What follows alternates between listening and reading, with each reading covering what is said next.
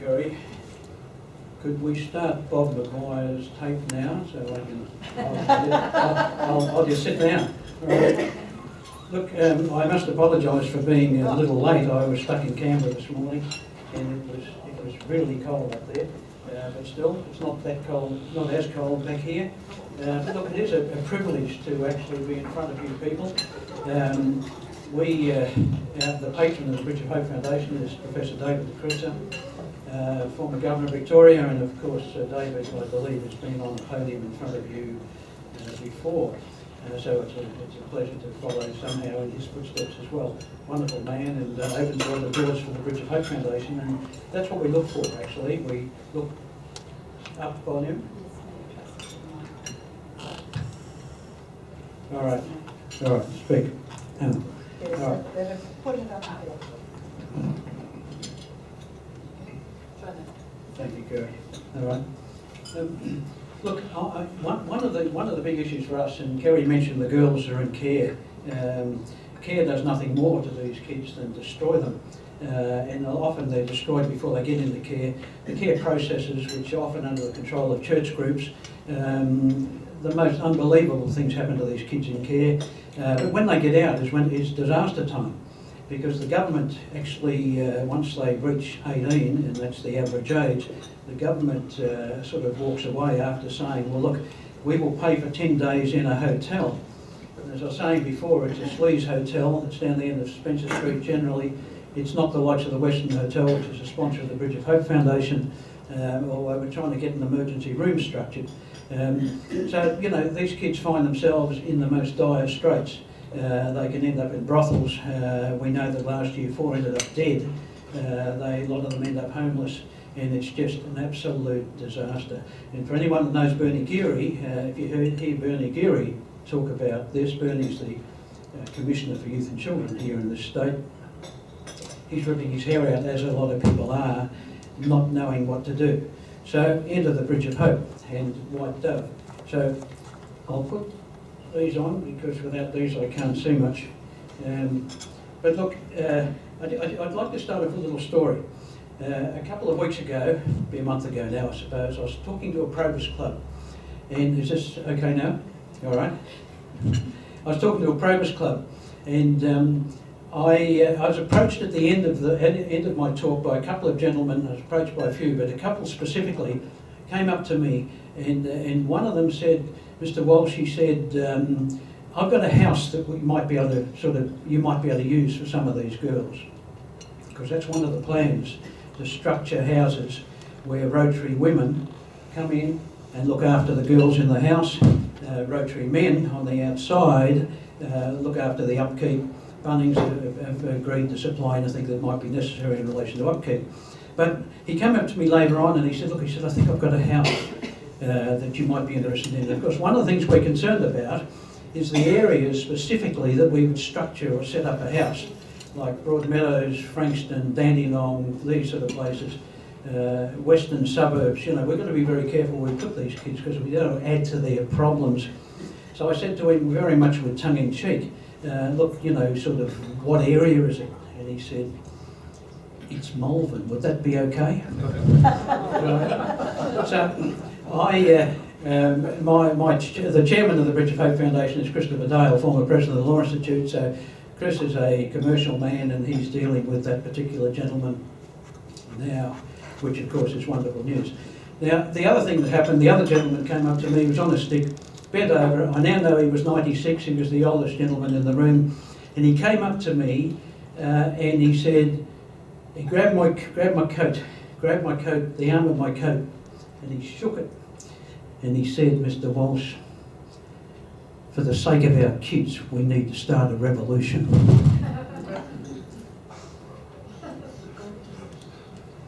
Now, for anyone involved in this area, you've got to realise we need change, because the situation and the circumstances are best described as desperate, right? And the government just walks away from these kids when they get out of care.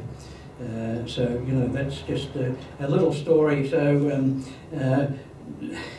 revolution, I'm not sure about that, nor am I sure as to whether the Bridge of Hope is the organisation that would drive it. But we need change. we certainly need to drive change, and that's where the Bridge of Hope becomes involved.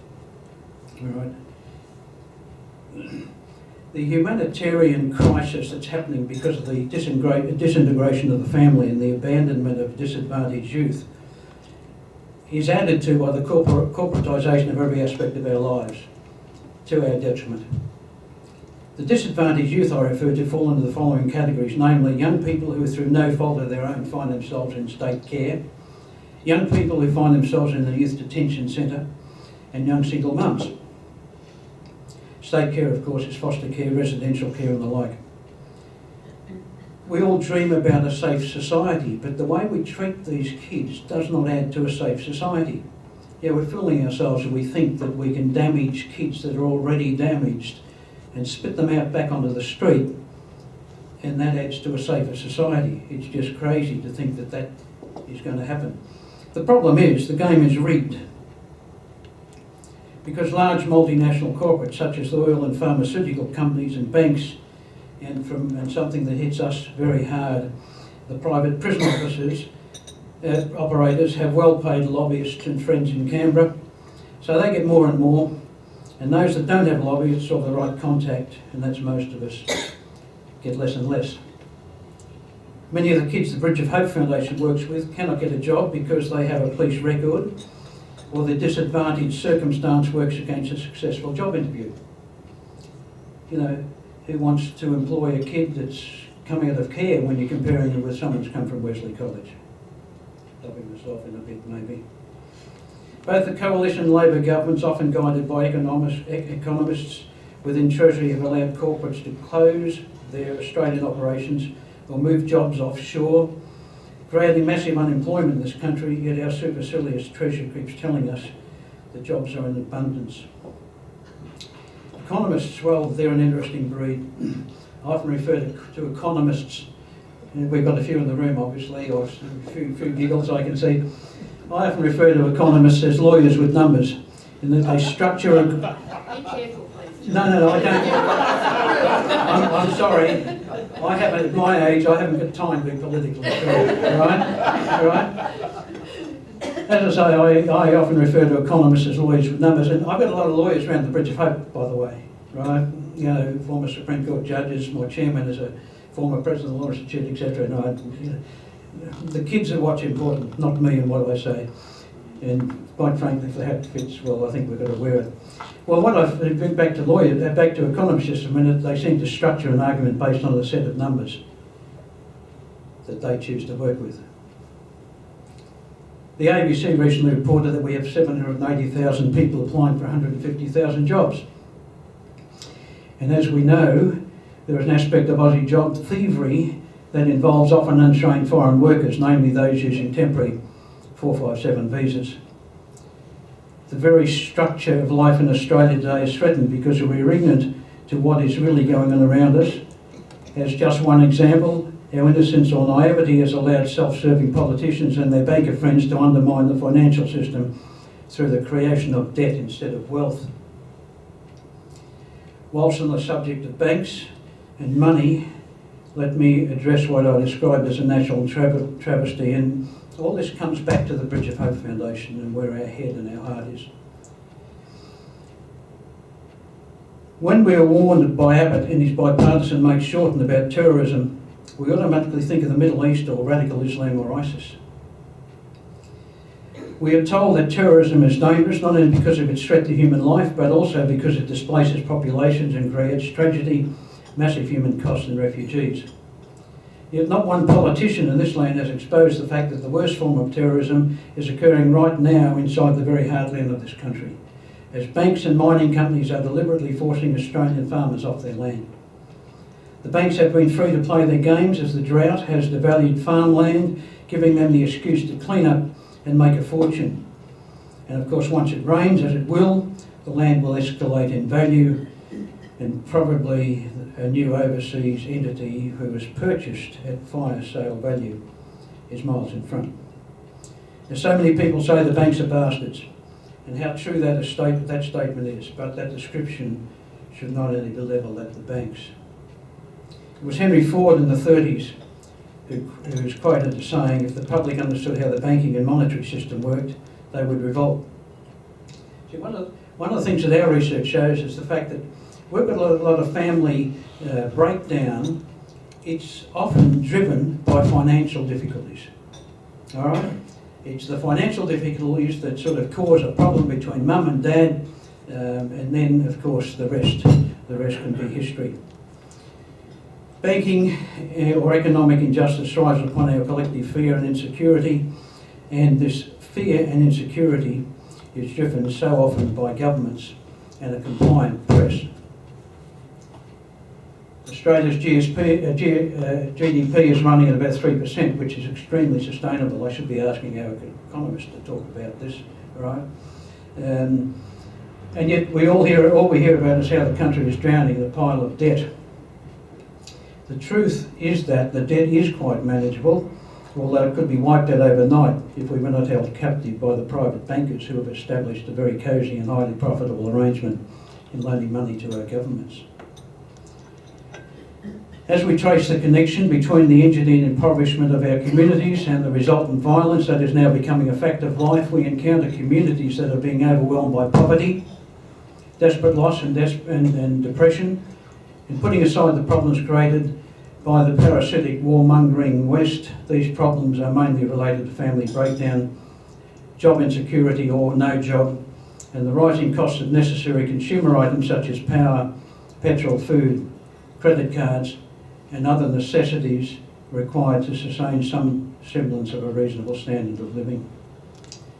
And now Canberra is talking of lifting the GST, a move that will place more pressure on those who are already struggling, namely the family and our young people.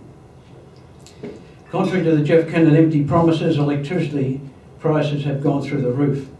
And now, because we sell cheap Aussie gas to overseas countries, namely China, our domestic gas prices are projected to quadruple over the next few years. As I said before, the game is rigged, but we do not realise it, although in my view there are serious lessons to be learned by the recent antics of the born-to-rule attitude of the federal speaker, former federal speaker, Bronwyn Bishop. Somebody suggested before I should have made contact with Bronwyn and got a helicopter which might have been able to land me over the road rather than the plane in this morning. Right. The Bridge of Hope Foundation has some of the most relevant and qualified stakeholders in the areas of vulnerable youth and families involved as members of what we call the Bridge of Hope Foundation's Roundtable Advisory Group. This group is supported by a quality executive that sits around yours truly. At the Bridge of Hope, we understand the matter that governments seem unable or unwilling to grasp. It is our belief, is that my moustache getting caught anyway? Right? It is our belief that any remedy that continually band-aids an effect must be deemed a waste of time and money, and that continuing drain on the taxpayer purse gives cause to our pursuance of justice reinvestment policies. Justice reinvestment places the priority on issues of causation rather than the common government practice of band-aiding an effect that have led to the particular cause. Incarceration is an excellent example of such a wasteful band-aiding. Cause and effect is absolute and undeviating, and if we follow the trail back to its effectual starting point, we will find the creative principle out of which it grew. Try and get that message across to the politicians. And if I may, a little bit of relevant history, as this highlights what I described as a causal factor starting point.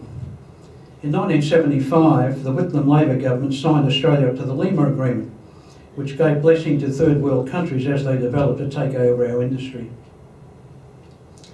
The Liberal government that followed Whitlam into power implemented that Lima Agreement, which has facilitated the transfer of 30% of Australia's industry into Asia. Succeeding Labor and Liberal governments have signed other international agreements without referendum or even consultation with the Australian people. In 1945, Australia was virtually self-sufficient, but today we are dependent on foreign manufacturing and imported food. As I mentioned before, the result of government's lessening priority towards supporting its industry is 780,000 people, and probably more applying for the available 150,000 jobs. And where this hits the Bridge of Hope Foundation is that the majority of those job seekers are our young people. We're told that youth unemployment today is in excess of 22%. And to make matters worse, much worse, this very day the Australian government is finalising in secret, yes, in secret, a trade agreement called the Trans-Pacific Partnership, or the TPP agreement. It's important that you understand this trade agreement is being kept secret from the public for, in our view, evil, devious reason. Trade agreements such as the TPP benefit only large multinational corporations, as this agreement places corporations legally over and above government. So it's not about trade. From our point of view, it's more about removing sovereignty, as under the TPP agreement, corporates will have complete control not only over us, but our government. Trade agreements will let subsidised manufacturers from around the world sell their goods here in Australia, whilst more Australian jobs get shipped off overseas. As an example, you'll remember when Labor's Nicola Roxon has Attorney General legislated for plain packaging cigarettes. Well, under the Trans-Pacific Partnership Agreement, that could no longer happen because British America Tobacco, under the TPP agreement, would sue the government for loss of profits and win. The TPP hands over the environment, consumer protection, worker protection and finance to panels of lawyers selected by international corporations sitting in fact over and above the Australian government. We're living in a time of biased propaganda in the form of government spin doctor promoters, smoke and mirrors. And for the sake of our kids and grandkids, we need to get onto the page before it's too late. Remember the Probus man who grabbed my coat and said, "Mr. Walsh, we need to start a revolution." Well, we do need to drive change. Government spin doctors together with a compliant press manipulate our perception of reality, but the reality itself does not in fact alter. We just need to recognise that reality. We also need to see and act upon the fact that successive governments have and still are systematically de-skilling this country. We have shut our eyes to the detrimental effect of a system that comforts the comfortable and afflicts the afflicted.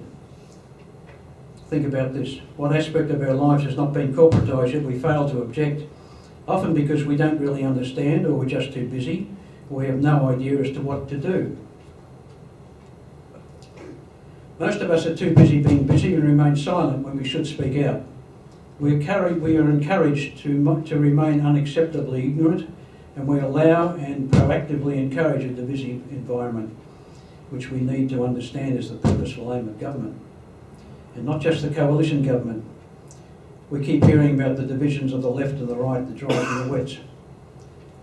As an example of the leopard changing its spots, once elected, Hawke and Keating, as most of you will remember, moved Labor into the neoliberal direction and attacked the union movement. The aim of the neoliberal is to smash the union movement. So divide and conquer is part of what we say this rigged game is about. In an endeavour to properly assess the situation we find ourselves in, there is no doubt that the feminine influence in our culture has diminished in this area of global patriarchal elitism. Kerry wrote this bit just for what it's worth. No, I did not. She didn't really. All right. As our reverence towards the nature of the feminine has diminished, so too has the influence of women within the priorities of our communities. Our male-driven society embraces priorities that undermine the feminine virtues of family, individualism and sustainability, also paramount to our very being and the ideal of community. Without the natural feminine balance, all aspects are competitive and not cooperative, controlling and not enabling, scientific and not spiritual, and structured on the irrational principles of militarism, consumption and perpetual economic growth at any cost. And that cost in today's world affects the family, our kids, the way we live, and our health, and may well be the death of this planet as we allow corporates to poison the land, the air, the oceans, and our minds. Thanks to Japan's Fukushima nuclear plant, much of the Pacific Ocean is now toxic. Thanks to pornography, the minds of many of our young people is also toxic. Many young women have become a compliant tool to male gratification because they think that's what's expected of them. After all, that's what pornography shows. You will remember the brain dead, this will probably get me into trouble too, right? You will remember the brain dead Dr. Gabriel McMullen, the vascular surgeon who in March of this year, is she from Melbourne University? Doesn't matter, all right? Who in March of this year suggested that young women would be better off career-wise if they gave their sleazy boss a head job. And what was interesting about that was the very next day, whilst on the podium in front of a class of criminology students, I was asked if they should also follow Dr. Gabriel McMullen's suggestion with their sleazy boss. Or as one young lady yelled out, and what about sleazy professors? I think the question was asked with tongue-in-cheek, but for me it illustrated a problem of perception. The repercussions of opening one's mouth before putting one's brain into gear can have huge ramifications. In this case, Dr. McMullen's statement impacted upon a whole raft of young women striving to make something in their lives, even in areas other than the medical profession. Now, the question you're probably asking yourself is, what's this got to do with the Bridge of Hope? I hope that that message is getting through and you understand some of the areas, of course, that we're now finding ourselves involved in. The Bridge of Hope is a vulnerable youth social justice charity, and we're dealing with some of these problems that I mentioned before every day. I ask that you take the numbers I'm about to give you on board, and then you'll understand why we need to encourage you all to get behind the Bridge of Hope Foundation's White Dove movement, and why the background information that I've proffered here today is so important in understanding the factual background and the need to drive change.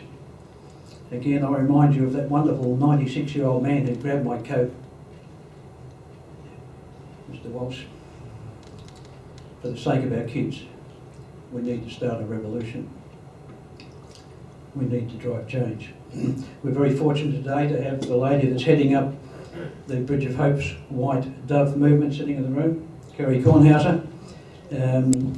Kerry comes with her. The proviso was she brought all our Rotary ladies with her. All right. Because what we need to do is encircle the women, the girls, single mums and the girls getting out of care with the right sort of quality persons. The White Dove movement is an arm of the Bridge of Hope Foundation, and it will address needs of vulnerable young women as they exit care. Many at this time find themselves in a terrifying downward spiral into a black hole that there is absolutely no escape from. As you hear these numbers, ask yourself how this can possibly lead to us having a safe community or to the well-being of our kids. And then you ask yourself, in the realisation that all these figures are on the increase, what is government doing apart from its normal band-aiding? Government is renowned for treating the effects rather than addressing the issues of causation relating to particular issues.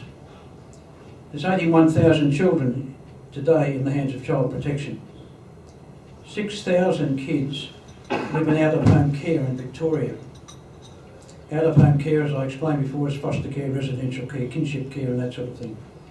21% of Victorian out-of-home care kids aged 10 plus have been cautioned or charged by police over the last 6 months. Kids in care are 9 times more likely to have been charged or warned by police when compared against kids of a non-convicted parent. That figure's not much different to the criminology statistic of a child of a convicted parent having a 7 times greater chance of following in that parent's footsteps than a kid also with a non-convicted parent. And speaking of kids with a parent in prison, picture this. The MCG filled to maximum on grand final day, cut it in half, and cut it in half again, and that's the number of kids that have a parent in prison. Somewhere between 22 to 25,000 kids, and they were 2002 statistics, so the mind boggles when you think as to what it might be today, especially since the former Attorney General, you might remember Robert Clark, came on very heavy about being tough on crime. Right? Now, tough on crime is fine if you're going to support it with what you need within the prison system. But without that, which wasn't there, the support was not there, the rehabilitation programs were not there, although they will tell you that they are and they were, but it became an absolute disaster. So again, we need to change. So you can imagine the bullying these kids go through because mum or dad's in prison, and we wonder why they get frustrated and angry. And as the research shows, they grow up incredibly frustrated with the system. They hate the system. Last year it was reported that the abuse of Victoria's most vulnerable children jumped by 19% over the past year. 73% of young women coming out of care have a history of physical or sexual violence committed against them. Some of the violence has taken place while under the supposed watchful eye of the Department of Human Services, and also whilst under the care of some of our better known church groups. And when these young women, many who have been sexually abused, clash with the so-called justice system, I sometimes think it's not the right word for it, which locks them into a place where they are strip-searched, and a strip search becomes another means of intimidation and control. In case you didn't know, a strip search can require the removal and inspection of feminine hygiene products, including tampons. And if these young women rebel while in custody, they can end up in solitary confinement, and the trauma of solitary confinement can bring on mental health issues. And it gets worse, much, much worse. A matter that the system will not admit to is the fact that male custodial officers are often present during the ultimate dignity stripping process of a vulnerable young girl being strip searched.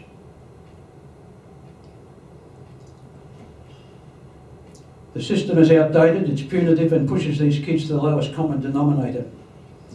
Its practice methodology gives cause to a breeding ground for the development of a criminal mind. The proof of this statement is in the recidivism or reoffending rate. The justice system is a cruel system that strips from these kids any decent character trait that they may still have left in their broken lives. The system fails to address the underlying cause of the offending behaviour, whereas a logical system would channel resources into helping them heal, one would think.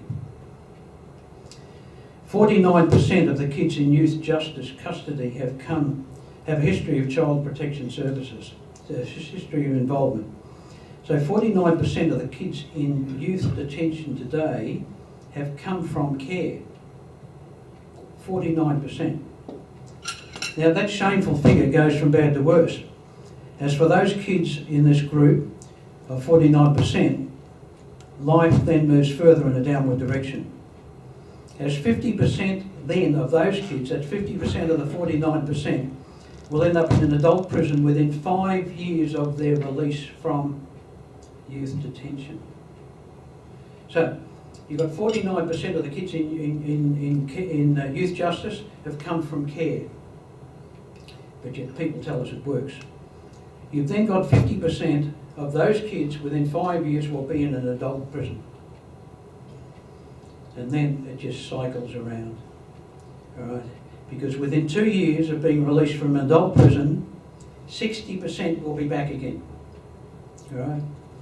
So, looking at this in a different way than the Bridge of Hope looks at things, the business to be in today is a private prison. Because you've got an ongoing supply of clients, and they are described by us as institutions of evil. All right? Now, why would you want to rehabilitate? Because you want your clients to come back again. The duty of care is not to the client or to the inmate. The duty of care is to the shareholder.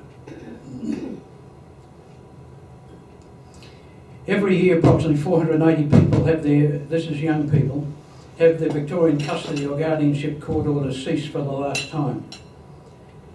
These young people have been in foster care, residential care. The average age of these people when their government orders cease is 18. I need to now quote from a letter that was sent to me by, as the Bridge of Hope, by Deb Sabaris, the lady who heads up the Centre for Excellence in Child and Family Welfare. We often talk about excellence being the wrong word in the name of the organisation. This is from Deb. as not all young people have family or friends they can rely on for help and advice as they reach the age of 18 and have to move on from care, for some that means that they are literally placed onto the street with nowhere to call home. Approximately 40% of the people are vulnerable and so at risk without proper planning and supports. Many have faced multiple placement breakdowns, have tenuous relationships, poor employment opportunities and health concerns, often resulting in them having contact with the justice system or moving into homelessness. Now, it's this 40% or 190 young people that we asked the Bridge of Hope Foundation to work with us to devise life-changing incentive changes. I noticed Kerry looking at the clock. How much time have I got? 5 minutes. All right. Oh, right. All right. So, you know, this whole area is an absolute disaster. But yet, who talks about it? Most of us don't know anything about this. Bernie Geary, who, as I said before, is the Commissioner for Youth and Children here in Victoria, was telling me recently about one young girl he went to interview down at Geelong because he had problems coming to grip with the fact that this girl had been in 11 foster care families over the last 13 years. Now, all right, there might have been something with the child that she might have been rebelling or whatever, but to move like that, you know, how do we expect that kid to settle down? All right. So again, we need to drive change. Now, as I said before, the government pays for 10 days accommodation in what we describe as a sleaze hotel, and it's generally down at in Spencer Street, down the end of Spencer Street.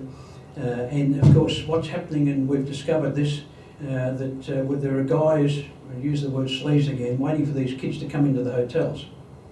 And the thing that attracts the girls is a fancy phone, all right? So what happens? The girls come into the hotel, they come in numbers sometimes, although they mightn't know each other because they've come from all around Victoria.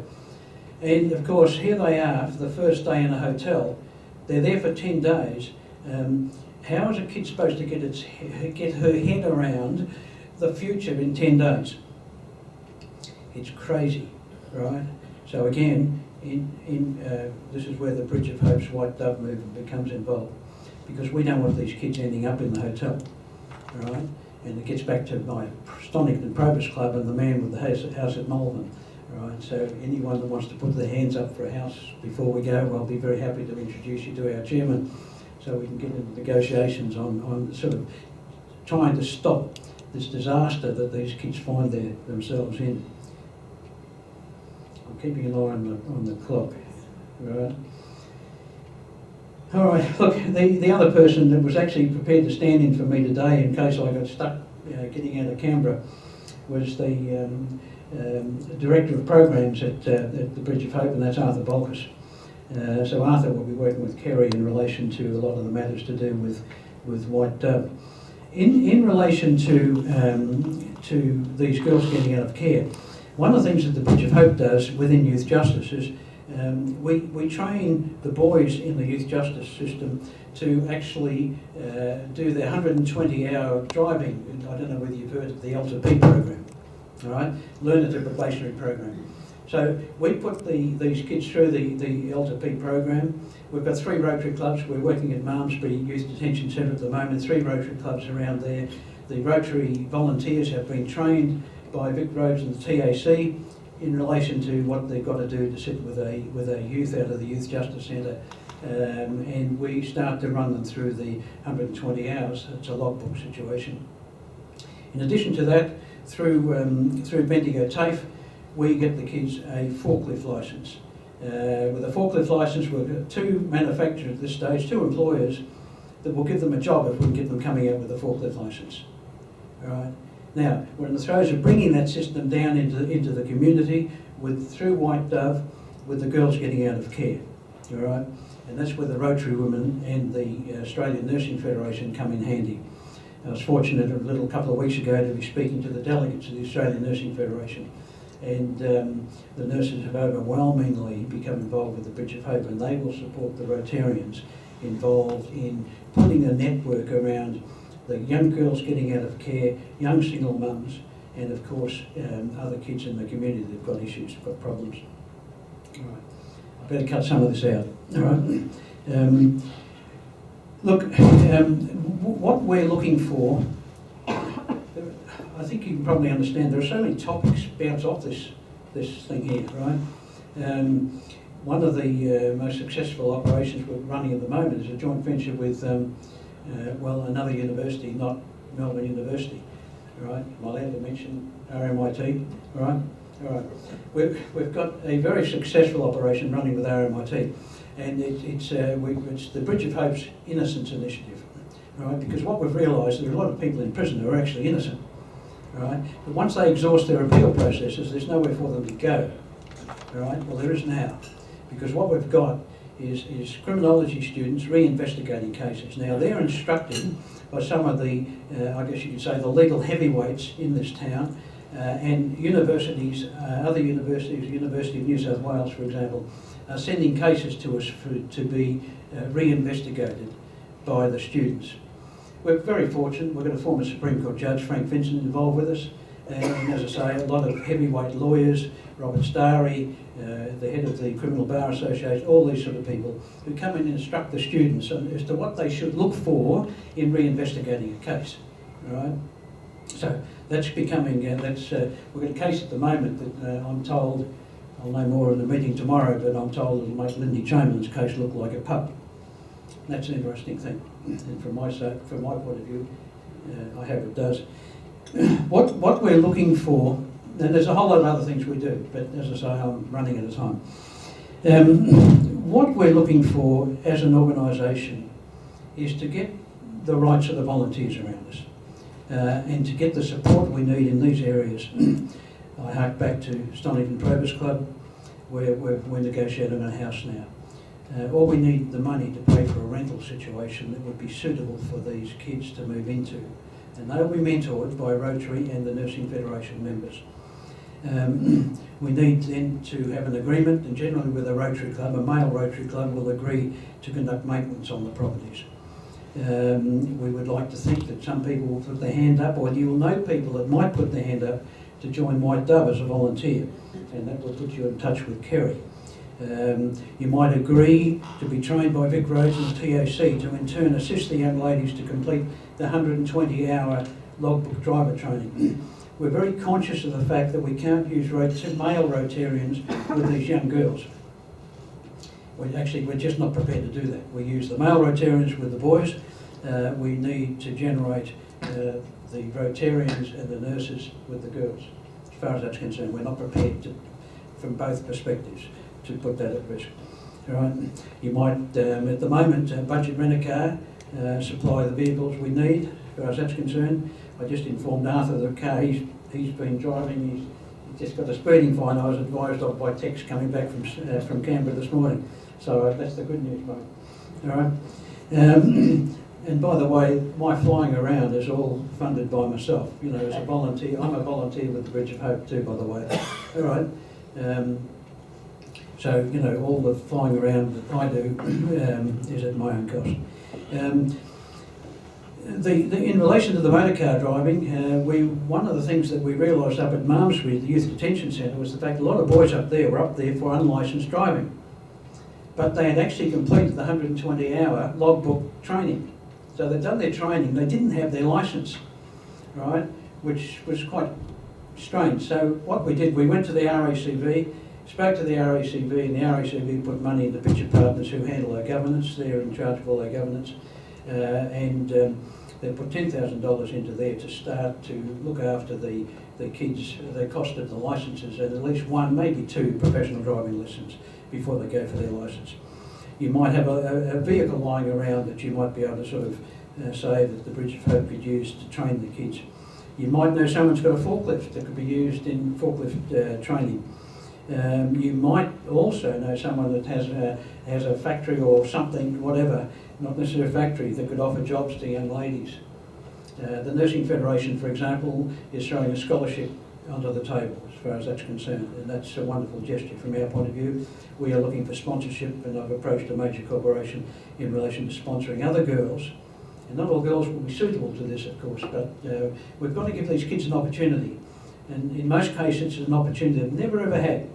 And the other thing, of course, I mentioned before, I spend all my life networking, and I guess that's what I'm doing today. So if anybody has the opportunity or thinks of somebody that we can talk to, just to open the door to the Bridge of Hope. Not necessarily will you have me in front of them, but somebody more attractive like Arthur or Kerry maybe, we would be very, very grateful.